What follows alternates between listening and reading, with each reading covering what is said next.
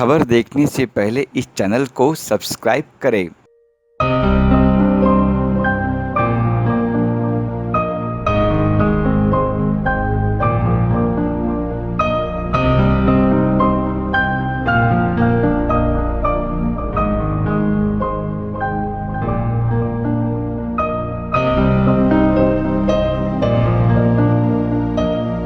दोनों राजनेता हैं और मैं एक अभिनेता हूं, उनमें मुझ में फ़र्क है। वो विवादित स्टेज पे हैं, हम विवादित स्टेज पे नहीं है। हम कोरोना काल में लोगों की बातें करें, लोगों की मजबूरी की बातें करें, लोगों की प्रॉब्लम की बातें करें कि अब हम उन दोनों नेताओं के बीच में उलझ जाएं। बट जया जी ने जो भी बोला वो सीनियर है, हमारी मदर हैं। वो उनके मन में क्या है बॉलीवुड के प्रति या भोजपुरी के प्रति। बट भाषा कोई बुरा नहीं होता मेरे हिसाब से। हर वो भाषा एक दूसरे की माँ होती है। उनके लिए हो सकता है कि भाषा हमारी गलत हो, बट ऐसा अब जया जी ने मैंने सुना नहीं है, इसलिए मैं कोई टिप्पणी नहीं कर सकता।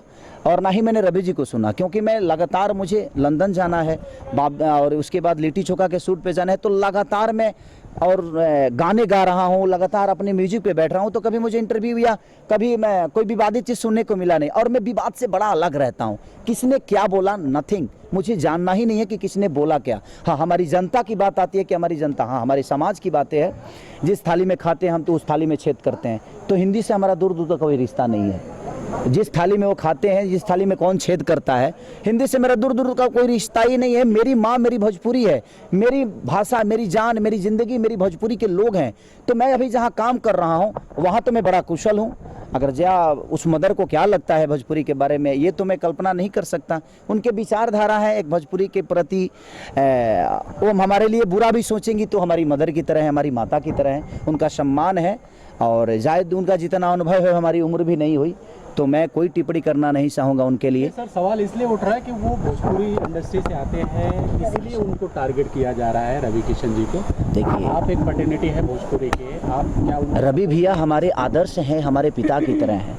रवि भैया के शब्दों में जो चीज़ें होती है हम उनसे हमेशा कुछ ना कुछ सीखते हैं और वो जवाब दे सकते हैं, इसलिए क्योंकि उनका स्टेज है, क्योंकि वो भी राजनेता हैं, वो भी राजनेता हैं। तो एक राजनेता का जवाब एक राजनेता देता है तो शायद बेहतर चीज़ें होती है, क्योंकि उनका अपना खुद का एक स्टेज है। हम एक अभिनेता हैं और रवि भैया हमारे स्तंभ हैं। हमारे अगर भोजपुरी के वचन अगर कोई कहे तो हमारे लिए रवि किशन है। चाहे वो देखिए किसी पार्टी से हैं, उससे मुझे कोई लेना देना नहीं है, लेकिन उन्होंने भोजपुरी के लिए बहुत कुछ दिया है, बहुत कुछ किया है। हमारे मन में, हमारे दिल में, हमारे भोजपुरी समाज के लिए उनका सम्मान आजीवन रहना चाहिए सबके मन में, और मेरे मन में भी आजीवन वो चीज़ें रहेगी। तो उन्होंने जो भी बोला होगा अपने लेवल से बिल्कुल अच्छा बोला होगा, क्योंकि मुझे लगता है कि वो बहुत सुलझे हुए इंसान हैं, सुलझे हुए एक नेता हैं और सुलझे हुए अभिनेता हैं। उन्होंने संसद भवन में भी भोजपुरी में पहली बार भोजपुरी के लिए सवाल उठाया था, तो मैंने बोला भी था कि पहली बार दिल्ली ऐसे जगह पे और पूरी दुनिया के सामने एक स्पीकर के सामने भोजपुरी की भाषा के लिए 8वीं अनुसूची में ले जाने के लिए रवि भैया ने पहली बार आवाज़ उठाया।